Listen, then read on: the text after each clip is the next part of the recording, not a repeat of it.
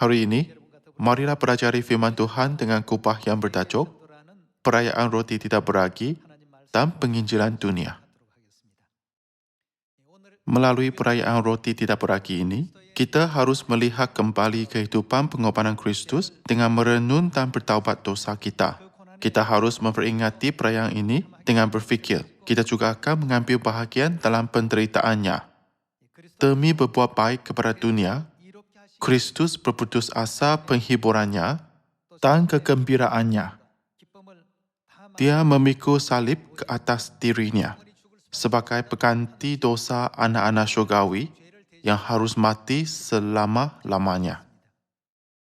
Kita dapat memahami bahawa kasih Kristus terhadap anak-anaknya benar-benar lebih hebat daripada kegembiraan dan kebahagiaannya. Salah satu ajaran yang Tuhan berikan kepada anak-anaknya ialah penginjilan. Melaluinya, mereka dipimpin untuk menyedari pengorbanan besar Tuhan. Penginjilan dapat membawa kegembiraan kepada kita. Tetapi hal ini dapat dicapai apabila kita memberi perhatian kepada keselamatan orang lain daripada diri kita. Sebab itulah Tuhan membimbing semua anak Sion untuk mengikut ajaran Tuhan, iaitu penginjilan. Tanpa memberitakan Injil, mereka tidak akan memahami hati Kristus ataupun pengorbanannya. Oleh itu, hari ini dengan mempelajari kupas yang bertajuk Perayaan Roti Tidak Beragi dan Penginjilan Dunia, mari kita merenung maksud penginjilan yang terkandung dalam Perayaan Roti Tidak Beragi. Mari kita buka buku 2 Timotius bab 4. Bab 4 ayat 1. Di hadapan Tuhan dan Kristus Yesus yang akan menghakimi orang yang hidup dan yang mati, aku berpesan dengan sungguh-sungguh kepadamu demi penyataannya dan demi kerajaannya. Beritakanlah firman, siap sedialah baik atau tidak baik waktunya. Antara ajaran yang Tuhan berikan, jalan kebenaran merupakan beritakanlah firman. Kita mesti memahami bahawa ini ialah ajaran yang benar-benar bermakna. Nyatakanlah apa yang salah, tegurlah dan nasihatilah dengan segala kesabaran dan pengajaran. Kerana akan datang waktunya, orang tidak dapat lagi menerima ajaran sehat, tetapi mereka akan mengumpulkan guru-guru menurut kehendaknya untuk memuaskan keinginan telinganya. Mereka akan memalingkan telinganya dari kebenaran dan membukanya bagi dongeng. Tetapi kuasailah dirimu dalam segala hal. Sabarlah apa? Menderita. Untuk memenuhi jalan kesukaran, lakukanlah pekerjaan pemberita Injil dan tunaikanlah tugas pelayananmu. Demi berbuat baik kepada dunia, Kristus membayar segala dosa kita dan mengorbankan diri sendiri dengan menyerahkan nyawanya di atas salib. Kita juga harus berusaha untuk membimbing semua manusia ke syurga dengan mengikuti teladan Tuhan supaya kita dapat berbuat baik kepada dunia. Ketika kita masih kanak-kanak, kita hanya berfikir seperti kanak-kanak. Kanak-kanak menjalani kehidupan hanya untuk diri sendiri. Mereka menunjukkan tingkah laku kanak-kanak seperti menangis untuk makanan, apabila mereka lapar atau apabila mereka perlu menukar lampin mereka. Iman yang matang bukan hanya memerhatikan diri sendiri, tetapi juga dapat mencari kebaikan orang lain. Inilah orang yang dapat dikatakan memiliki iman yang matang. Iman kita mesti berubah daripada iman kanak-kanak kepada iman yang matang. Penginjilan ialah faktor penting untuk perubahan ketara dalam iman kita. Jika kita menginjil hanya untuk diri kita sendiri atau kepuasan sendiri, kita tidak akan dapat berbuah. Apabila kita saling bertimbang rasa dan menguasai diri, dan apabila kita menyerah dan berkorban untuk orang lain, kerja penyelamatan akhirnya akan dipenuhi. Sebab itulah buku 2 Timotius bab 4 menggambarkan penginjilan sebagai penderitaan yang baik. Lakukanlah pekerjaan pemberita Injil dan tunaikanlah tugas pelayananmu. Mari kita teruskan dengan melihat buku 1 Petrus bab 5. Bab 5 ayat 8. Sadarlah dan berjaga-jagalah. Lawanmu si iblis berjalan keliling sama seperti singa yang mengaum-ngaum, dan mencari orang yang dapat ditelannya. Lawanlah dia dengan iman yang teguh, sebab kamu tahu bahawa semua saudaramu di seluruh dunia menanggung penderitaan yang sama. Dan Tuhan, sumber segala kasih karunia, yang telah memanggil kamu dalam Kristus kepada kemuliaannya yang kekal, akan melengkapi, meneguhkan, menguatkan dan mengokohkan kamu sesudah kamu menderita seketika lamanya.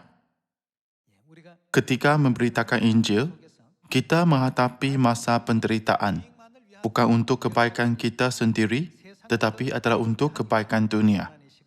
Kehidupan kita sedang diselaraskan dengan kehidupan pengorbanan Kristus di atas salib. Tuhan mengajar kita bahawa melalui penderitaan ini, Dia membolehkan kita, menjadikan kita kuat, membuat kita teguh dan membina dasar iman kita yang kukuh. Bukankah itu sebabnya kita mesti praktik untuk mengambil jalan kebenaran yang Tuhan benarkan kita, iaitu penginjilan? Oleh itu, kehidupan penginjilan dianggap sebagai salah satu bahagian yang paling penting dalam kehidupan iman kita. Demi manfaat dunia ini, Tuhan disalibkan pada pukul 9 pagi dan mati pada pukul 3 petang. Pada masa ini, mari kita berfikir tentang kehendak kudus Bapa kita yang membayar segala dosa manusia atas dirinya. Dengan melakukannya, kita harus merenungkan maksud sebenar dan mendalam kita diamanahkan dengan misi untuk memberitakan Injil di Samaria dan sampai ke hujung bumi. Sekarang, mari kita lihat buku Markus bab 1. Ayat 35 tertulis, "Pagi-pagi benar, waktu hari masih gelap, ia bangun dan pergi keluar. Ia pergi ke tempat yang sunyi dan berdoa di sana. Tetapi Simon dan kawan-kawannya menyusul dia. Waktu menemukan dia, mereka berkata, 'Semua orang mencari engkau.' Jawabnya, 'Marilah kita pergi ke tempat lain, ke kota-kota yang berdekatan, supaya di sana juga aku memberitakan Injil, kerana untuk itu aku telah datang.'" Kehidupan Kristus ialah kehidupan untuk memberitakan Injil. Sekiranya hanya untuk kesenangan dirinya, tiada alasan untuk membangunkan orang yang menganiaya, memfitnah, atau tidak ingin mendengarnya. Terdapat banyak kesukaran dalam penginjilan. Berbagai penganiayaan juga berlaku apabila berhadapan dengan tentangan. Namun, Kristus mengajar kita dengan berkata, "Kerana untuk itu aku telah datang." Tanpa proses penginjilan, kita tidak dapat menerangi maupun mengajar manusia. Oleh itu, Kristus berterusan mengajar kita bahawa apa yang manusia paling perlukan ialah penginjilan. Penginjilan tidak harus dilakukan untuk kesejahteraan, kepuasan, atau kebahagiaan sendiri. Sebaliknya, Tuhan telah memilih penginjilan untuk membawa kegembiraan, kebahagiaan, dan masa depan yang cerah kepada manusia. Untuk kita mengikuti jalan kebenaran ini, Tuhan berkata dalam buku Matius 4:28, "Beritakan Injil ini di Samaria dan hingga ke hujung bumi." Bukan? Mari kita lihat firman buku Matius 4:28 ayat 18. Yesus mendekati mereka dan berkata, "Kepadaku telah diberikan segala kuasa di syurga dan di bumi. Kerana itu pergilah, jadikanlah semua bangsa muridku, dan baptislah mereka dalam nama Bapa dan Anak dan Roh Kudus. Dan ajarlah mereka melakukan segala sesuatu yang telah kuperintahkan kepadamu. Dan ketahuilah, aku menyertai kamu senantiasa sampai kepada akhir zaman." Kristus mengingati kita bahawa proses memberitakan Injil seperti melahirkan anak. Maksudnya, hal itu adalah tidak mudah. Walaupun Tuhan mengetahui bahawa pekerjaan Injil adalah tidak mudah untuk dilakukan, Tuhan tetap meminta kita untuk menjalankan misi ini. Tuhan juga mengetahui bahawa kerja yang tidak berbuat apa-apa, berselesa dan bersenang-senang di rumah adalah lebih senang bagi anak-anaknya. Kalau begitu, mengapakah Tuhan meminta kita tugas yang sukar seperti itu? Pekerjaan Injil ialah tugas yang sangat senang jika Tuhan sendiri melakukan semuanya. Tetapi hal ini ialah tugas yang sangat sukar untuk dilakukan oleh anak-anaknya. Kalau begitu, mengapakah Tuhan mengamanahkan kita dengan pekerjaan ini? Melalui perayaan roti tidak beragi ini, anak-anak Tuhan harus memahami hubungan antara misi penginjilan yang diberi oleh Tuhan dengan makna perayaan roti tidak beragi. Kehidupan Kristus hanyalah untuk manfaat kita. Dia hidup hanya untuk menyelamatkan kita, iaitu pendosa. Jika dia tinggal di syurga, dia hanya menerima kemuliaan dan tidak akan menghadapi sebarang kritikan, fitnah maupun dihina di bumi ini. Namun begitu, dia menahan semua penghinaan itu kerana inilah satu-satunya jalan untuk menyelamatkan anak-anaknya dan memberikan pengampunan dosa. Bukankah dia memilih jalan ini dengan hati dipenuhi kasih untuk anak-anaknya daripada mempertimbangkan dirinya? Hari ini, perayaan roti tidak beragi ini mengandungi makna yang mendalam seperti ini. Demi memenuhi ramalan perayaan roti tidak beragi, kita seharusnya tidak berfikir keselesaan dan kemudahan sendiri. Tuhan membenarkan kita untuk mengambil bahagian dalam Injil ini, supaya kita dapat mengalami penderitaan yang baik ketika menginjil untuk menyelamatkan roh malang dan kasihan yang sedang nazak dalam kejahilan tanpa mengetahui kebenaran. Tuhan meninggalkan jalan kehidupan yang paling indah, meminta anak-anaknya untuk menjalankan misi ini. Ini bukanlah sesuatu yang dapat dilakukan oleh sesiapa pun. Misi penginjilan ini hanya dilakukan oleh orang yang diiktiraf dan diakui oleh Tuhan. Yesus pernah berfirman tentang perumpamaan seorang manusia jatuh ke tangan penyamun itu. Seorang jatuh ke tangan penyamun, dia ditinggalkan setengah mati. Seorang imam melihat orang itu, tetapi dia berpura-pura tidak melihatnya. Seorang Lewi yang dikatakan sebagai orang yang paling benar dan sempurna dalam mematuhi hukum, juga mengabaikannya. Tetapi seorang Samaria melakukan segala untuk menyelamatkan orang itu. Pada masa itu, orang Samaria berada dalam perjalanan. Masa yang digunakan untuk menyelamatkan orang itu dapat dianggap sebagai penghalang. Dia menggunakan semua wang untuk membawanya ke tempat penginapan dan merawatnya. Perjalanannya telah ditangguh kerana dia mengorbankan kesenangannya untuk menyelamatkan orang lain. Yesus menjawab, siapakah di antara ketiga orang ini adalah sesama manusia dari orang yang jatuh ke tangan penyamun itu? Kemudian dia memberikan jawapan, jadilah seperti orang Samaria yang menyelamatkan orang itu yang jatuh ke tangan penyamun itu. Apabila kita melihat semua ajaran ini, apa yang dapat kita lakukan dan bagaimanakah kita dapat memikul salib dengan mengambil bahagian kehidupan Kristus? Kita dapat ditemui apabila kita memberitakan Injil. Jika orang Samaria itu memikirkan kesenangannya, dia sepatutnya meninggalkan orang yang dipukul oleh penyamun itu seperti imam dan orang Lewi itu. Namun, daripada menikmati masa peribadi sendiri, dia memiliki minta untuk mempertimbangkan orang lain terlebih dahulu. Dia berfikir, saya harus menyelamatkan kehidupannya sebelum dia mati. Sebab itulah Yesus berkata, pergilah dan lakukan demikian. Hari ini, melalui perayaan roti tidak beragi, Tuhan ingin kita untuk memahami perkara ini. Sama seperti Tuhan mengetepikan keselesaannya dan mengorbankan kehidupannya untuk menyelamatkan kita, kita juga harus menggunakan masa kita untuk orang lain, daripada untuk diri sendiri dan kebahagiaan sendiri. Bagaimanakah saya dapat menyelamatkan orang lain?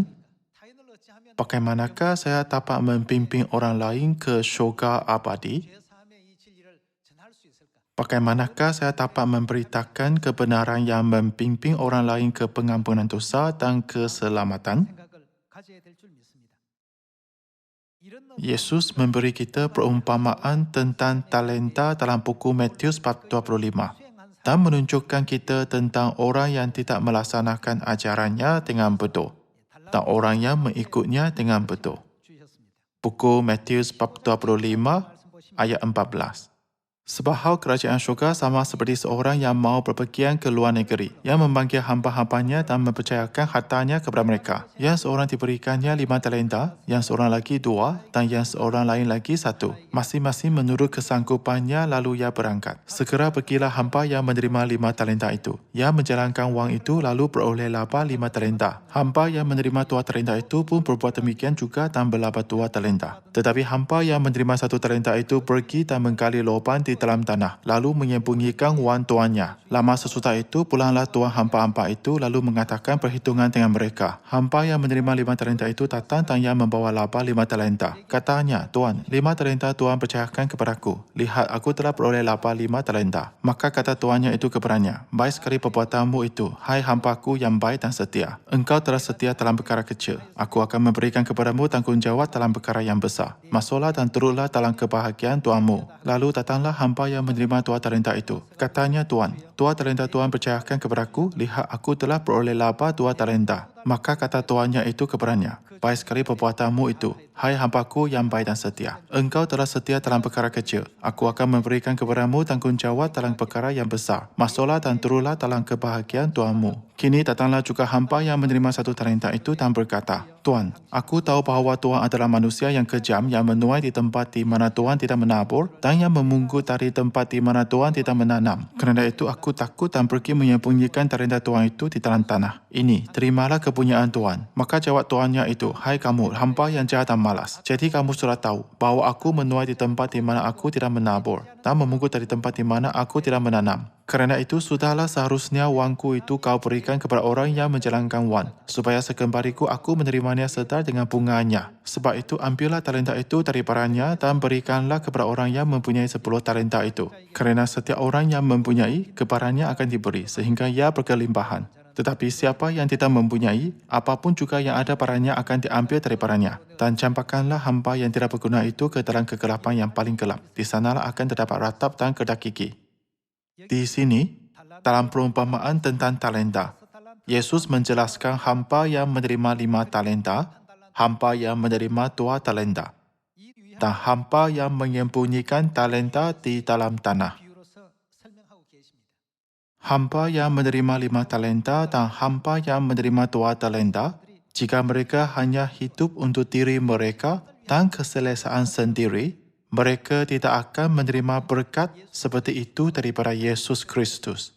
Jika mereka hidup demi keseronokan diri sendiri, mereka tidak akan membuat apa-apa usaha untuk menggunakan wang mereka untuk bekerja dan menghasilkan keuntungan. Jumlah talenta yang hamba terima bukanlah jumlah yang biasa. Jumlah itu adalah sangat besar.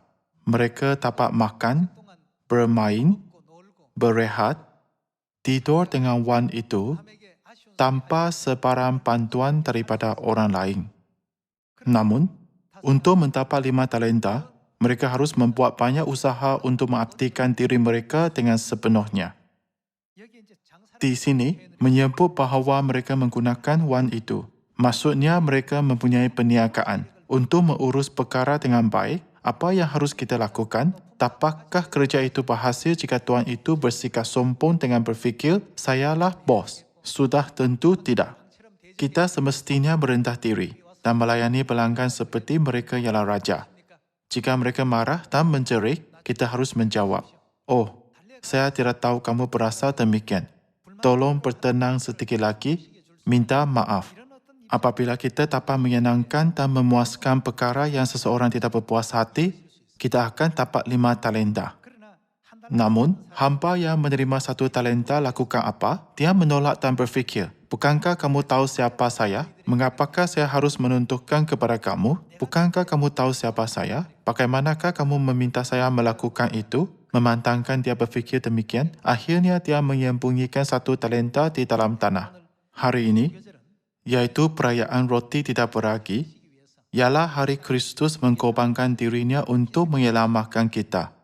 Kepada orang yang membuat keputusan, saya juga akan mengambil bahagian penderitaan salib Kristus. Tuhan telah menunjukkan jalan untuk mengambil bahagian penderitaan Kristus. Kebenaran dan arah terkantum dalam penginjilan.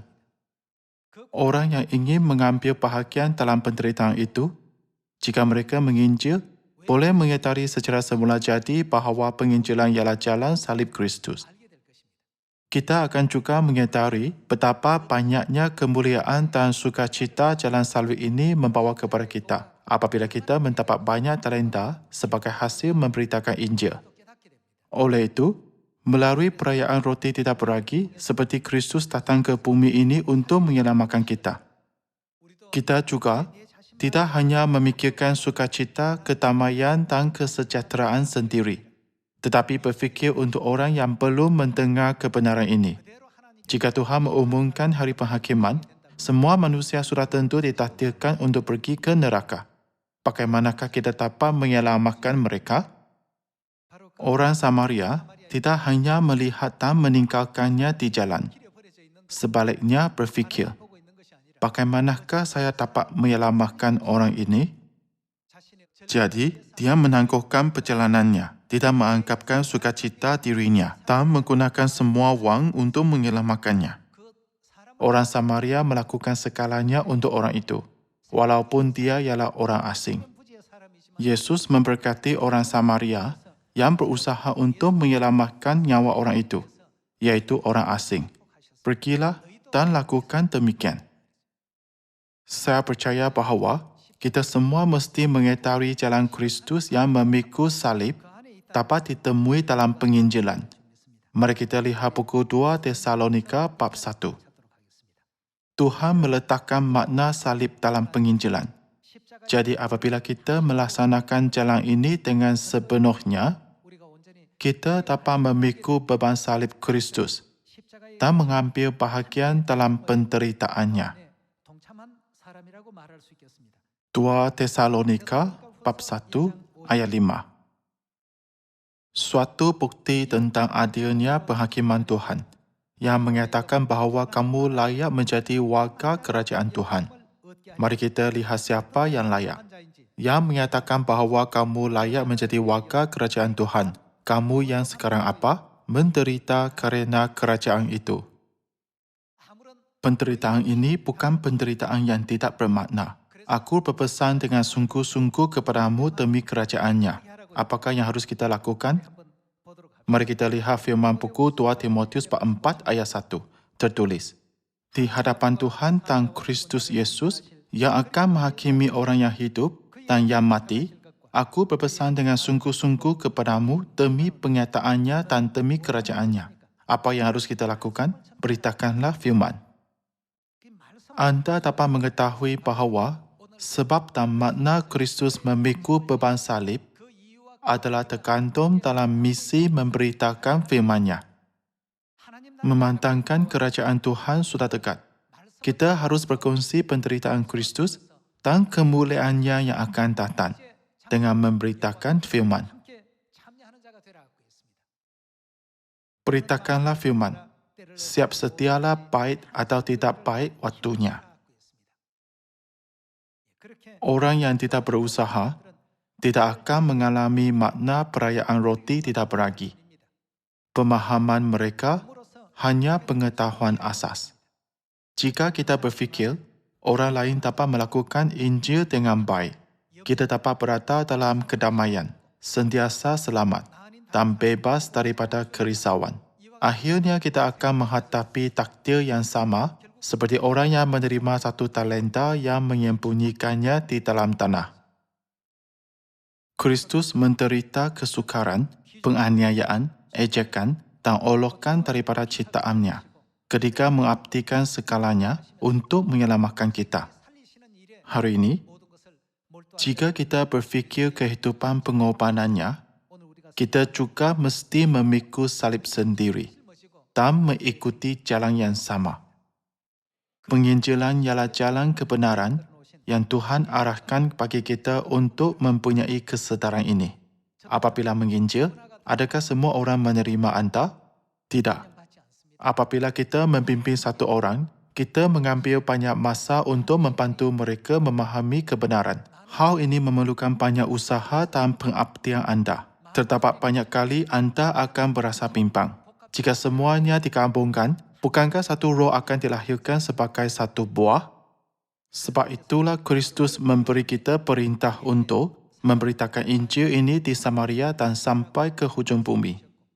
Semasa menginjil, Kita hanya harus berfikir tentang pengorbanan bapa dan ibu syurgawi demi anak-anak mereka. Engkau menyerahkan banyak masa untuk saya, dan bahkan datang ke bumi yang tidak kelihatan, antara bintang-bintang yang tidak terhitung di alam semesta. Engkau memakai tubuh badan dan mengorbankan dirimu untuk menyelamatkan saya. Engkau meninggalkan takhta di syurga untuk menyelamatkan saya. Engkau meninggalkan semua kekuasaan dan kemuliaan syurgawi untuk menyelamatkan saya. Apabila minta seperti ini unjuk dalam kita, buah akan mula dihasilkan.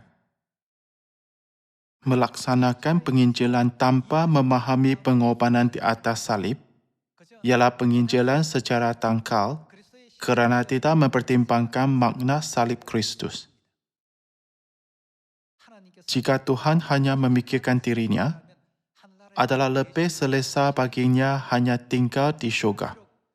Namun, walaupun kita ialah pendosa, Tuhan membuat rancangan sepanjang 6,000 tahun untuk membimbing kita ke pertaubatan. Dia meninggalkan semua kemuliaan syurga untuk datang ke bumi ini dalam rupa yang lebih rendah daripada malaikat. Semasa disesa, diejek, didera oleh ciptaannya, dalam kesakitan dan penderitaan, dia tetap berkata, "Ya Bapa-Ku, jikalau sekiranya mungkin, biarlah cawan ini lalu daripadaku. Tetapi janganlah seperti yang ku kehendaki, melainkan seperti yang Engkau kehendaki." Hari ini, Tuhan meletakkan makna perayaan roti tidak beragi ini dalam penginjilan. Sebagai hasilnya, Alkitab berkata, dia akan melihat keturunannya, bukan? Apabila kita menginjil dengan berfikir tentang Tuhan, itu adalah indah. Inilah teladan penginjilan sebenar yang memahami makna penginjilan. Penginjilan bukan hanya menggunakan perkataan untuk menunjukkan fikiran dan iman kita kepada orang lain atau untuk menyebarkan pengetahuan Alkitab. Saya akan mengikuti pengorbanan Kristus di atas salib. Kita harus menginjil dengan iman untuk melaksanakannya seperti tindakan melahirkan anak. Tuhan melihat hati kita dan akhirnya membenarkan satu buah yang berharga. Kalian semua, walaupun Tuhan berkorban untuk kita, berapa banyaknya orang yang masih berfikir bahawa hari Ahad ialah hari yang benar-benar diberkati dan Christmas ialah perayaan kudus menyambut kelahiran Yesus Kristus? Janganlah kita meninggalkan mereka seperti seorang imam yang hanya berlalu atau seorang Levi yang hanya memandang dan berlalu. Kita harus menjaga mereka seperti yang orang Samaria lakukan. Tuhan sangat belas kasihan terhadap saya dan menjadikan saya hari ini. Tetapi jika saya tidak berbelas kasihan terhadap orang, siapakah yang akan menghulurkan tangan belas kasihan kepada mereka? Tuhan memberikan hak menyelamatkan dunia hanya kepada kita. Hanya kita dapat, kita mesti menjadi orang yang melakukannya. Memandangkan ini ialah sesuatu yang hanya dapat kita lakukan, kita mesti memikul beban salib Kristus dan mengikuti kehidupan Kristus.